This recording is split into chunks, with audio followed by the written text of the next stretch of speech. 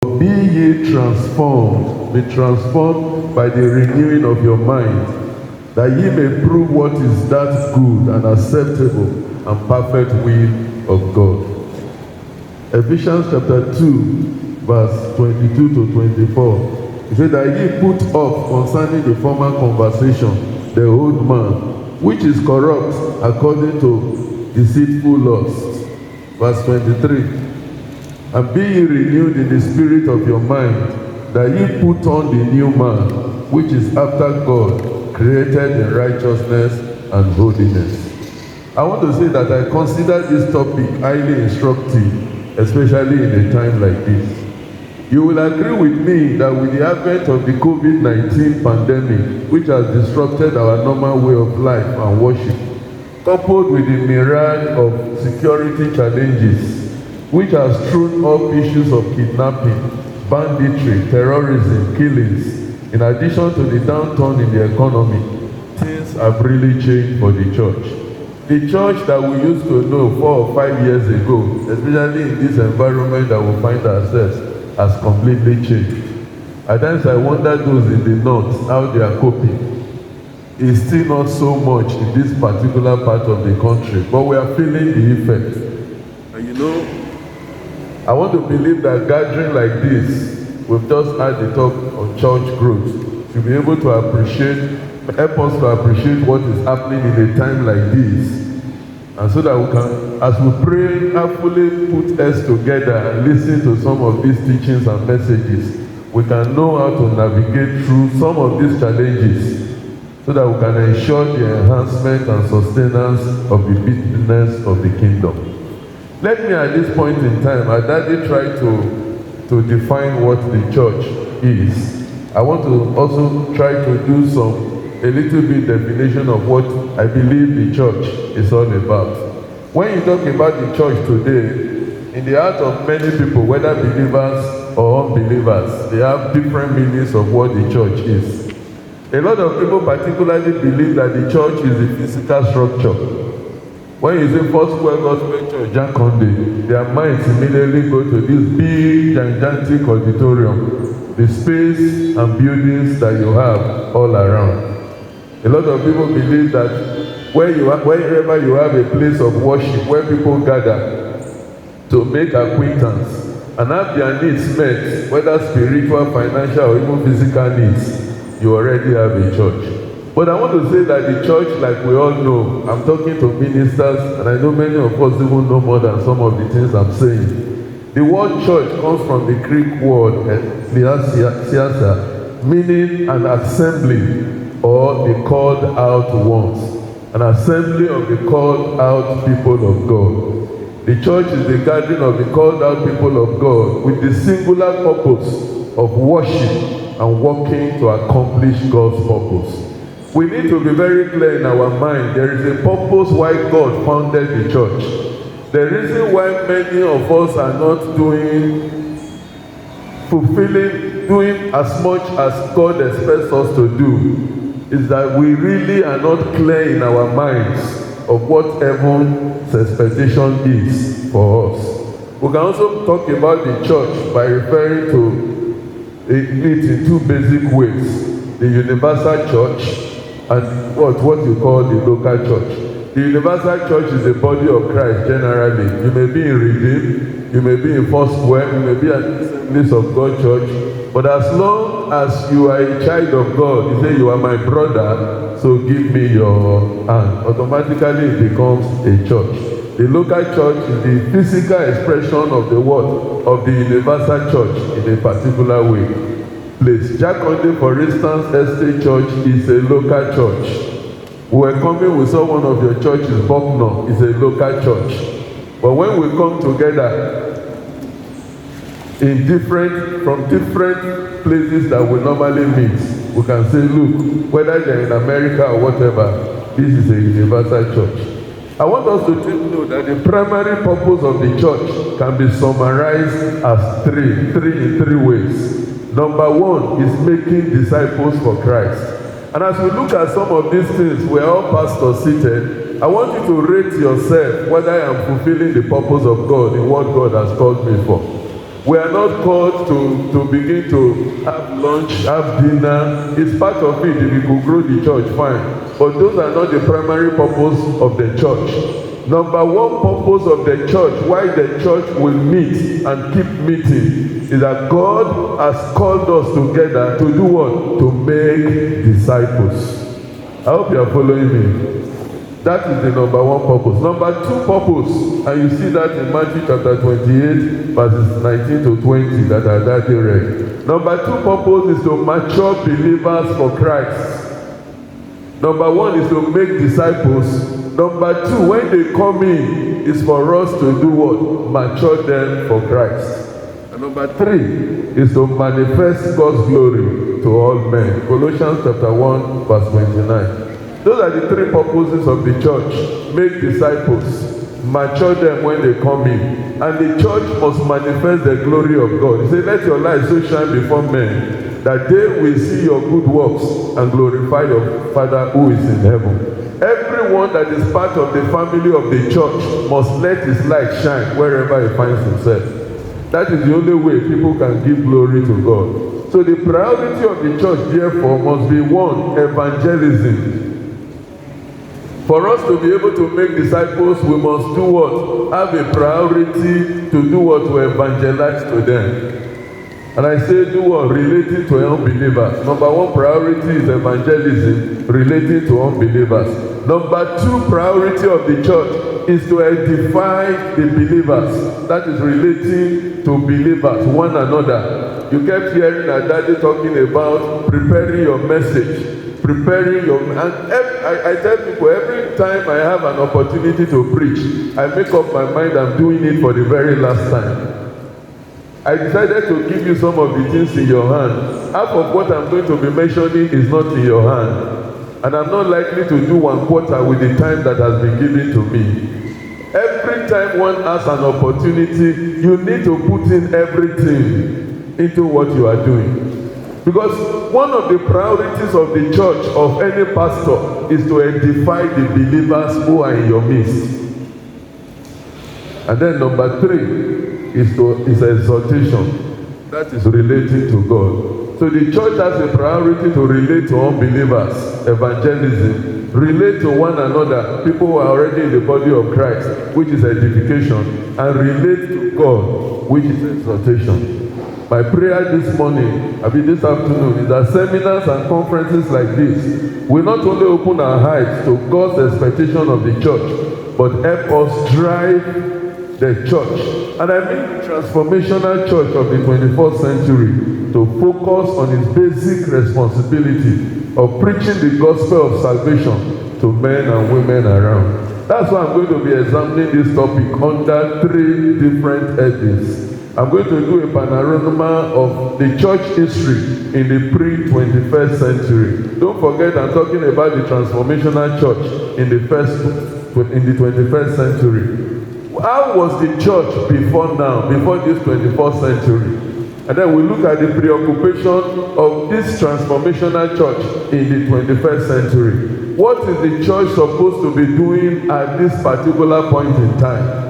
And then finally, we look at the prospects and future of the transformational church in the 21st century. Whether we like it or not, in all that is happening to the church today, there are opportunities.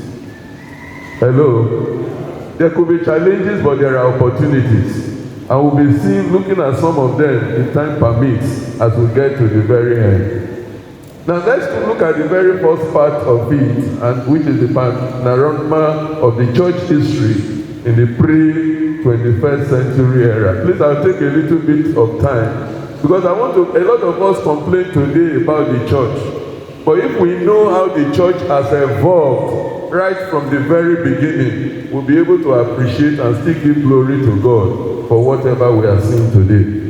The church, like we know it today, was founded by the Lord Jesus Christ, and it belongs to Him. I want to encourage every pastor to know that this church we talk about every time does not belong to any man. Thank God for Foursquare, and I think that's why I love Foursquare so much. It was Medway yesterday. Today is what?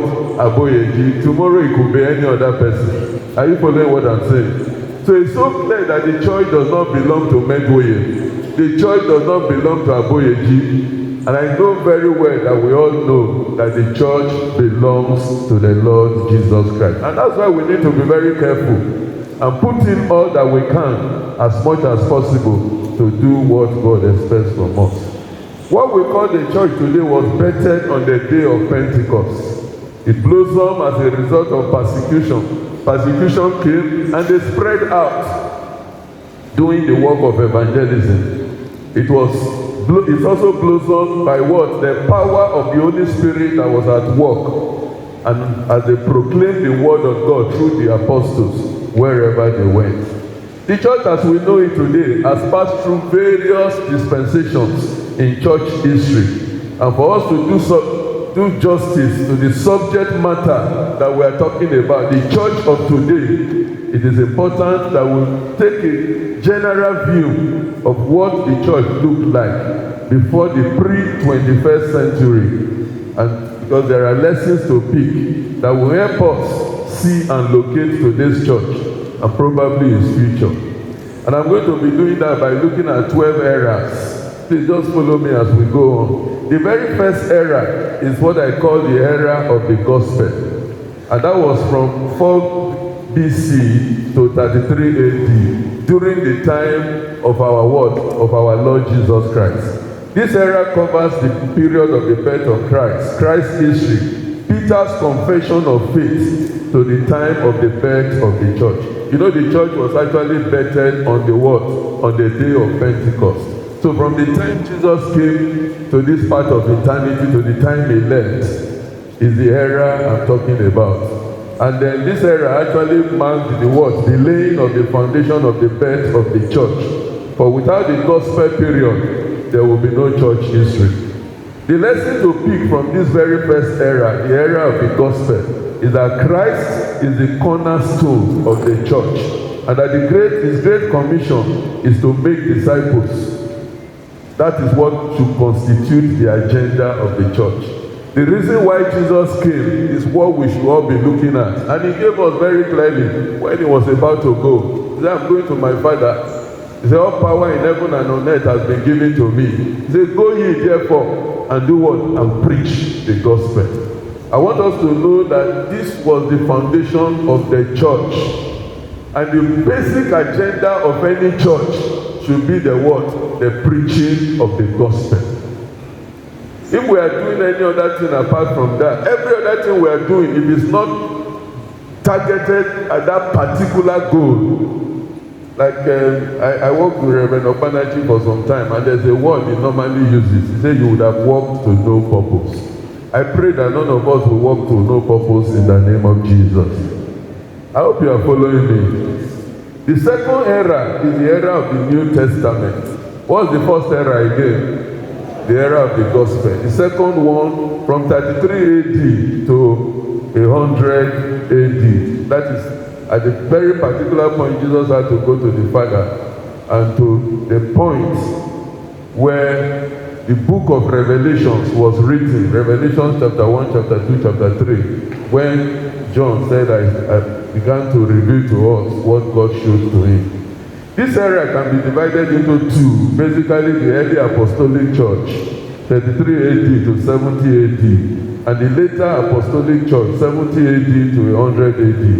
And it covers the period of the founding of the church, from the birth of the church to the end of the New Testament. That is from the day of the Pentecost, where Peter preached and 3,000 souls were won, to the end of the New Testament. Now, the lesson to pick from this particular era, there are lessons to pick from every era, and I'll try and be very fast because of time, is that the preaching of the gospel in the power of the Holy Spirit produces results and prompts persecution, which purifies the church and promotes the Nigeria and so on and so forth. It makes me to feel that we don't really know what God is doing. When the church is on fire and doing what they are supposed to do, persecution will come. It's not new. We see it in what happened when the Holy Spirit was in charge of the church. And those are the lessons we must learn. The church will not grow if the Holy Spirit is not the one that is in charge. The church will not grow if we don't get to a stage where there's so much revival that the church is on fire and there's the persecution of the church. It will just remain where it is. And I think these are some of the challenges that we're having all over. Pastors are complaining too much. We are complaining about the government, about so many things that are happening. We need to be focused. We need to know what God has called us to do. There is nobody that will be doing well that people will not talk about you. That's the truth. So if you say, look, they are saying this, they are saying that, be focused on what you are doing. And as the Lord backs you up, it becomes a what? A plus to the kingdom of heaven. So what am I saying today? When the church is on fire, persecutions will follow. And one thing persecution does is that it purifies the church and promotes the spread of Christianity. You know, many of us are afraid that persecutions will come. And the truth is that if there is no persecution, you still have these multitudes in the church. But when real persecution comes in a community or nation or environment, those who are the real Christians will stand for the name of the Lord. Am I making any point today? That's why I said in everything that is happening, we need to recognize as leaders, as pastors, that there are actually opportunities in what is happening. And we should key into those opportunities so that we can get completely what God wants us to get. Number 3, I rush a little bit, the era of the Universal Catholic Church. That is from 100 AD to 312 AD. This era covers the period of the church. And you know, at this particular time, the church was confronting the hostile world, struggling to survive and defending the faith from the end of the New Testament to the conversion of Constantine. It was a period of intense persecution, brave Christian martyrs, apologists, and corruption of the church sacraments. The lesson from this era is that Christian doctrine must be biblically defined and personally defended in a hostile world, even at the risk of one's own life. This Christianity we are talking about today, many people have suffered for it. Some have died for it. We all remember some of the apostles, how they died. Some of them were thrown into boiling water, hot water. Some of them into boiling oil. Some were crucified upside down. That's what we are enjoying today. But the point I am making, for this particular era, which many of those apostles went through, they had to defend the faith.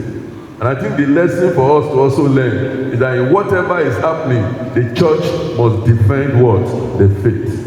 The 4th era is the era of the Christian Roman Empire, 312 AD to 590 AD. This period covers the establishment of the church as the official religion and the fall of the Roman Empire and theology defined from the time of the conversion of the king Constantine to the time of the very first pope. I know many of us in Nigeria, for instance, insist that a Christian must become the president. The Christian must be this, the Christian must be that. But the truth is that we have passed through eras like this before. There was even a time that Christianity was the what? The official religion of the state. But you know it has implication. At the end, the church became so secular, lost revival, lost the power of God, and it could not fulfill its actual purpose.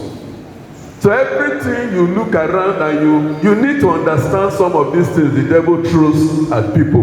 Because if we don't know some of these things, it becomes very, very difficult. The lesson to learn from this era is that heresies must be refuted. For what the church believes largely determines its ritual and practice. Whatever the church believes, thank God for Foursquare, we have our tenets of faith. But you know that is what guides whatever we practice and whatever we do as a church.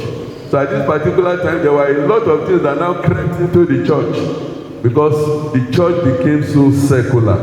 Number 5, the era, because of time, is the era of the medieval church, 590 to 800 AD. And this period covers what? The period of the Pope in the Roman Church in the West, to the Muslims, to the period of the first Roman emperor. It was a period we refer to today as the Dark Ages, a period most misunderstood of all. It was a period the church was so involved in missions, and the lesson to take is that non-biblical concentration of authority and power in a church officer leads to corruption and crippling of church spiritual effectiveness. So many things the church has passed through. There was a time so much power was concentrated on the Pope and the leadership of the church. And at the end of the day, it brought about so much corruption of the church and crippling of the effectiveness of their spiritual lives. Number 6, because of time, is what we refer to as the Holy Roman Empire, the era of the Holy Roman Empire, 800 AD to 1054 AD. This period covers that of feudalism, Holy Emperor, and the joining of the state and the church from the first Roman Emperor to the East-West Church, and the rise of the Pope's power. And then the lesson to learn here is the necessity for the separation of the church from the state. So some of these things, when we insist that the state must take over the church and they become one, has its own implication. The only way we can keep the church from becoming secular and spiritually stagnant is for the church to run away from politics. The members can go ahead and play their politics, and we support them, but the church must not necessarily take the center stage and say they must be in charge, because at the end of the day, a lot of things will go wrong. You may not agree with some of the things I am saying, but I'm saying that these are pictures of eras, various dispensations the church has gone through. And I'm saying what I'm saying today so that you can know why the church of today is like that, and what we need to do to sort them out. Number 7 era, the era of the Crusaders, 1054 to 1305 AD. And this period covers the period of the Holy Wars and high-powered popes, Christian crusades versus Islam, from the time of the East-West Church to the time of the Pope in Babylon captivity. Now, there was a time the church decided to do what? Fight a lot of battles. It was the time of the Crusaders. Time won't permit me, but there's a lesson to be learned here. And that lesson, because it was like forcing people to become Christians by those wars. And the truth is that really, we cannot do what? We cannot convert the lost by what? By force. Heresies cannot be corrected by legislative dogma or cured by non-biblical punishment. There were a lot of things that happened in that era. And people thought that, look, if once we win the battle over this particular area, we can force them to become Christians. It didn't really work like that. Like we all know, it's the Holy Spirit himself that will do the conversion. The 8th era is the era of what? The Renaissance and rise of nation states. And this period covers the period of the decline of the Pope. The power of the Pope began to come down. The fall of the Eastern Church and the rise of nation states, with a refocus on returning of the individual study of the scriptures. So people now began to come back to do, it was no longer the Pope or the minister standing before them, and whatever he told them they would take. People now began to do personal studies on their own to know the word of God better than they had known. And the lesson here is that the church must refocus on the individual who should read and study the scriptures to know the truth and be able to discern sound doctrine from error to false teaching. And I think this is where Church Foursquare is also blessed. So these areas of strength that we have, I want to encourage us to build on them in our various churches. The 9th era is the era of Reformation. This was an era that greatly changed the face of the church. You have been seeing various things. When you see the church as it is today, this particular 9th era of Reformation changed the face of the church. That was when the Protestants came out of the what? There was a denominational break from the Catholic Church, and you now had what you call the Protestants. And a lot of reformations and return to biblical theology and practice from the time of Martin Luther King to 30 years war and peace of Westphalia. The lesson here is that when theology and practice of the organized church does not conform to the scripture, it refuses to reform. Christians within the church may have to leave to return to the teaching of the Bible. So when some of the things we see today, you get into a church and the man of God is not preaching what he's supposed to preach, he's not preaching the word of God. He says you are free to return back to where you believe the word of God is being preached. And that is why it is important. I want to stand on what Adadi said some few minutes ago. We need to be versed in the scripture. We need to know the word of God, so that when we stand before the people of God, they know they have no alternative than to hear what God is saying. The 10th era is the era of nationalism and what? And revival. This one covered the period when men began to question the reasonableness of Christian faith in the light of positive thinking, from the end of Reformation to French Revolution. I think some of us met something like this. You used to hear of what they call Christian Science. It was a period they began to do what? They began to do a lot of thinking, and by those thinkings, by those thoughts of science and co, it brought about what? The faith of people going down.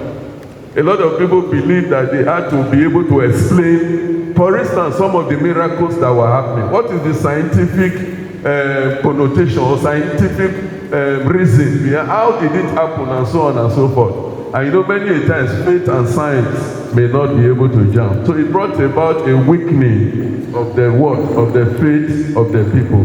It was a period of the rise of science as a discipline, with science and reasoning beginning to replace faith in the Western civilization. The lesson to learn here as ministers is that when a man's mind and reason is exalted above God's wisdom and revelation, the church loses its spiritual vitality and lapses into cold rituals and meaningless practice, which can only be revised by personal revival. So the church has gone through a lot. And number 11, because of time, the era of liberalism, progress, and missions.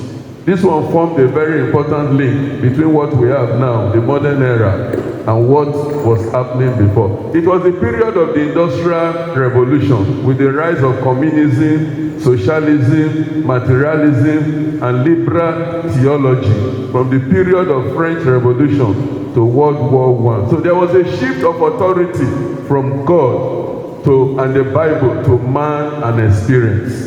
So what we are seeing today is something that has been evolving, and we only happen to be what? Sitting upon it now. So instead of authority in God, people now believe in what? In the economy. People now believe in what? The government. You know, today in America people, for instance, you know, they are not so much interested in religion, in Christianity, as we are. Until 9/11 took place, for instance, the Americans did not really believe in, they call him the man, what? Upstairs. Because they believe, an American will tell you that, look, why do I need to go to church when the government can give me everything I want? And that era came about industrialization, socialism, and co. And the lesson to learn here is that we need to do what? Make sure we set the people's mind on the God that they have been called to serve. And the 12th era is the era of what? The modern era that just before this one, and it's from 1914 AD to 1997 AD, just recently. The modern era has brought tremendous changes on the political and cultural fronts, and once again challenge the church and the issue of the relevance of Christianity in a primary, secular, materialistic world. It covers the period of the World War I, where you had the world wars, cold wars, technology, secularism, rise of Islam, and cult humanism, up to 1997. And the lesson to learn here is that unrestrained religious toleration leads to spiritual apathy and indifference in the church, allowing humanism to challenge the relevance of biblical Christianity in modern secular world. So when we allow things that should not creep into the church, and we just say let them come, you know, at times when we do some of these programs and we are inviting, it's a good thing they come, but we must not necessarily do what? Give them preeminent positions and all those things. Somebody who is not born again is made to sit down on the altar. Somebody who is not born again because he's a king. It's a lot of secularism, and it brings down the power of God in that community or church. In summary, the 21st century church is where it is today because it has failed to consistently and effectively obey the Great Commission in God's power. Today's church is where it is because we have failed in our responsibility of carrying out the Great Commission. Church history has shown that organized church has been concerned with what? Political power. We have been concerned with having influence and building earthly kingdoms than with spiritual power, making impact and building God's kingdom on earth. I know some of the things that are happening today. Some of our religious leaders, Christian leaders, very close to people in authority, and we clap hands for them. I tell you some of the things that normally happens when we take ourselves very close to some of these people. The truth is that you cannot tell them the truth. You will keep telling them what they want to hear. And those are some of the things I try to run away from. If it will get to a point that the church cannot stand and speak the truth, the church will be in trouble. And I want to tell you that that is why the church has lost so much power. We want to have president, we want to have vice president. We have a vice president today who is a pastor. What impact has he gotten on the church? But rather, at the end, if you put the analysis together, it has weakened the church. I'm sure if the church leadership wants to stand and speak concerning what is happening today, by the time they remember that their number 2 citizen is even there, they will water whatever message they want to bring out. We need to focus on what we have been called on. And I tell you that when we focus on what we have been called on, there will be persecutions, there will be issues. But listen to me, you are just on the right lane and path, doing what God has called you to do. The church must learn from the lessons of history, or history will repeat itself, and the church will continue to make the same mistake. I want to say that the man-centered church must once again become a God-centered church, carrying out God's purpose in the world. I want to encourage pastors seated. When I started this particular portion of this message, I said, this church belongs to who? Please answer me now. You know, when you are standing before congregation, they will shout and will answer you. I think the most difficult people to minister to are the pastors. Hallelujah. The church belongs to who? Belongs to Jesus. It doesn't belong to Reverend Longer. It doesn't belong to anybody. Reverend Longer will come do his own as God gives him grace. Another person will come as if Jesus has not come. But you see, the point I am making is that as pastors, we must recognize that this church belongs to Jesus himself. And he said, I will build my church, and the gate of hell will not prevail against it. Let them gather in multitudes and plan whatever they want to plan. The church of God can never be destroyed. Look at the errors the church has passed through, and it survived. Is it just what is happening in Nigeria that will collapse the church? It's not possible. The church in Nigeria is more than Nigeria. So don't break your head thinking what is going to happen. Just go ahead and do your work in your own little corner. And what is your work? Your work is basically to do what? Evangelize. And do what? Make disciples. Edify one another. Build up one another. Let people, when they see the church and the people in the church, give glory to God. Because of time, let's go to the second part, which is the prayer. What should be the preoccupation of the church today, of the 21st century? One of the main lessons and takeaway of the pre-21st century era of the church history, and which must stand as a guide in our consideration of the transformational church of the 21st century, is the fact that when mission ceases to be the focus of the church will fail in its God-given mission. And I want to thank God for the general overseers we have had. Men going came and said, decade of what? Multiplication. Aboyeji has come and he said what? Decade of what? Soar. All of them on mission, mission, mission. You may not understand the import of what they are doing, but the truth is that any church that loses focus of mission, whether at the national level or at the local level, it begins to fail in its God-given mission.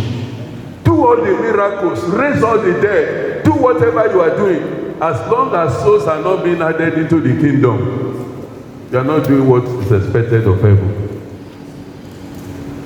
The church of today must refocus and begin to see that that is the way and the expectation of God.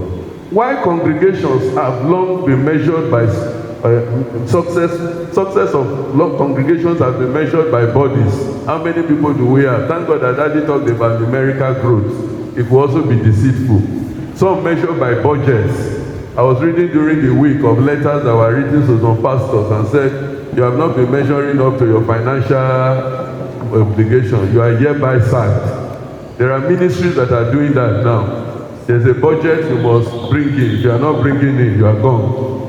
So because we measure by what? The number of people, the size of their finances, and even the kind of edifices, the edifice they are putting up.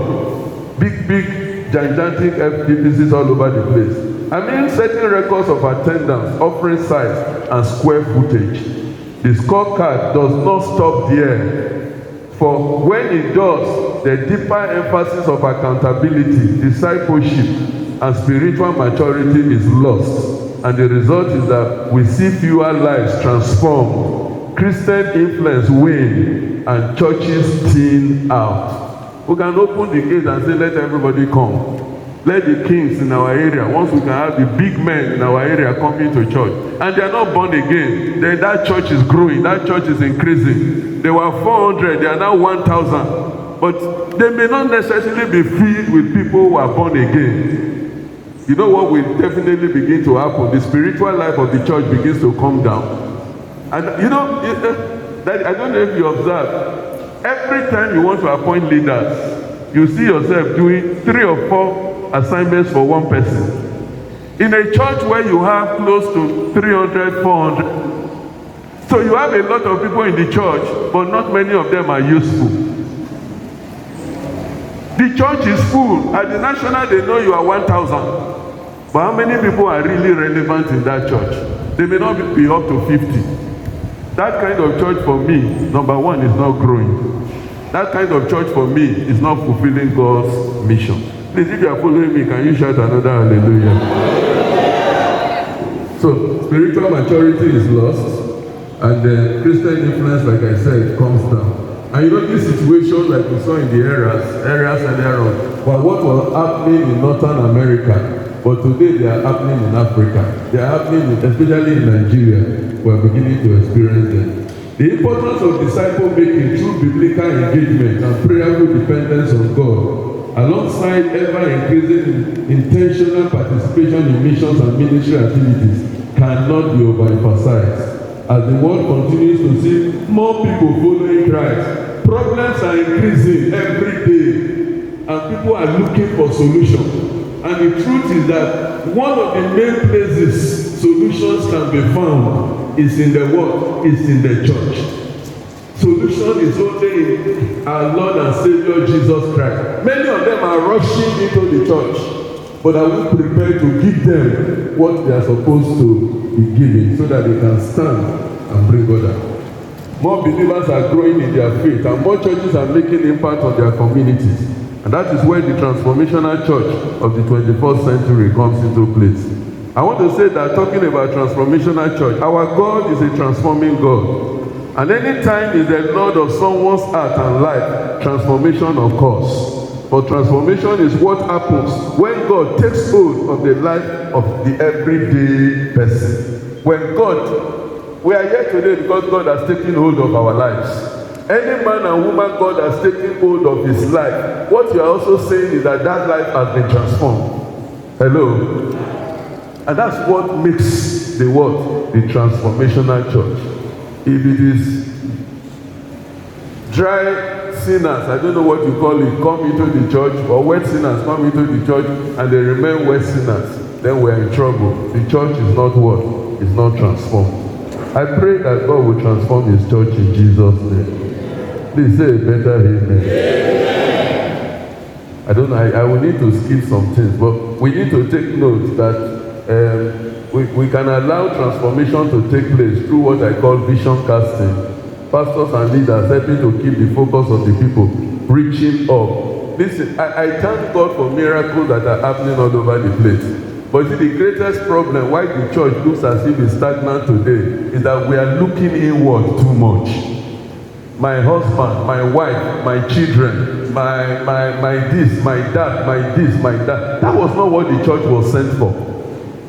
The church is an outward going concern, meeting and bringing people into the kingdom. And it will not happen when we just close the doors of our church and we say it's just we, it's just we, it's just we.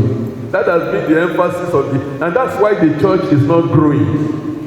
That's why we're not living up to the expectation of God. So we need to redirect the heart of the people from thinking about self to thinking about the assignment God has committed into our hands. And number two is transition. People will move from place to place. There will be community demographic changes. And anytime people lose sense, when they have a sense of losing control, the next thing is that they want to come to God. They are losing control of their health. They are losing control of their finances. They believe there is a solution in the church. And the third one is when there is crisis. Normally when there is crisis, people believe that the final point of call is what? Is to come to the church. And the church must prepare for all these things. It's not for us to hit our head on the head and say, there should be no crisis, there should be no this, there should be no that. Some of these things are actually opportunities if the church locates itself very well to be the point of contact and blessing to these people. The gospel and every thought and action, including values and attitude, are God's tools for transformation. And the people get to notice it when it happens. When there's transformation in the life of your members, in the life of the community, people will know it. When they, you know the funny thing, a lot of people don't read the Bible, but when they see a Christian, they know. When they see a Christian in the office, they know. When they see a Christian anywhere, they know. Am I making any points? They know.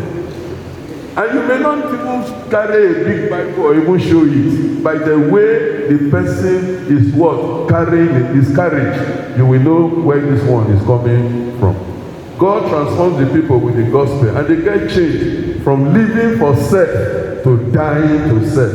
Soon, when they are able to begin to die for self, life focus will change. When it's no longer me, the focus will change. And then what are you going to have? You now have what? The church becoming a gathering of what? Of transformed people. They worship and participate in God's mission. For the church is God's chosen instrument to spread the gospel and his people engaged in his mission to carry out his message into all cultures. I want to say that transformational Christianity, or what I call transformationalism, represents the future when you put together evangelicalism, that's the worldwide denomination movement within the Protestant community. Evangelicals, you are referring to the Protestants, and what do they believe? They believe that, look, a man is only a Christian when he becomes born again. It's not just that he comes to church. He becomes born again, he has accepted Jesus as Lord and Savior, and you can begin to see the changes that are happening around him. The authority of God is now over that life. And then you have the second category, which is the Pentecost, those who are of the Pentecost. These are also Protestant Christians who, what do they, in addition to believing in salvation by grace, they also believe in the power of the Holy Spirit, baptism of the Holy Spirit. Now the third category is the one that the fusion of all the various denominations when they come together. Because that one, the ecumenism, that's the concept and principles in which Christians who belong to different denominations work together to develop closer relationship among themselves. So when you put all these three together, it becomes what? The transformational church that we are talking about in the 21st century. Transformational churches engage in God's mission more faithfully with the result of transforming individual lives through the proclamation of the gospel and the transformation of the churches as they join God on mission and transformation of their communities. Very, very important. They must do what? Join, believe God for what God is doing so that they can do what? Together, raise up the name and the fame of Jesus wherever they find themselves. And for them to be able to achieve this, the transformational church believes in the empowering presence of God through the Spirit in every believer. And then for a transformational church, grace is not just the starting point for salvation, it is actually how one can be saved. Nobody can change anybody, it is all by the grace of God. You may preach for 10 times and the person will not listen. And that's why many times when you see pastors get agitated, it only means that we don't know, we don't really appreciate what we should do and what God should be doing. Hello? If we appreciate what we should be doing, we will know that, look, some of these things will happen by the grace of God. And we need to emphasize that. This grace we are talking about is not just to become saved at the point of salvation. It is actually talks about how one was saved, how one is saved, and how one will continue to be saved. It is also the power of God that makes people to live holy lives. You can be a Christian and yet be doing some other things that will not bring glory to God. So we have to teach those people who attend our churches on grace, and how grace can powerfully transform their lives, especially in the generation that we find ourselves. Transformational churches do not emphasize personal obedience. You know, today is actually a preach and the person should be able to live the life that God, and when a man falls into sin, you excommunicate him, you tell him to go away. Transformational churches of the 21st century do not do that. What do? They are what we call restorative churches. They are when the people in those churches mess up, in transformational churches, what do? They bring them back and restore them on the way they should be going. Am I encouraging that people should keep committing sin in the church? No. What I'm saying is that whenever people go out of faith, in transformational churches, they are restored and brought back to faith. If we are going to be used by God to help develop transformational churches, I want to come to the pastors now. The process starts with our own transformational pursuits as pastors. As Robert Ben aptly said, I cannot lead someone somewhere I am not trying to go. I don't have to, you may not have arrived, but you know where you are going. And it is important to have a vision. Thank God, he also mentioned about vision. I don't have to be perfect, but you need it to be on the path. And then the second, let me just rush a little bit, is also what? Talking about having true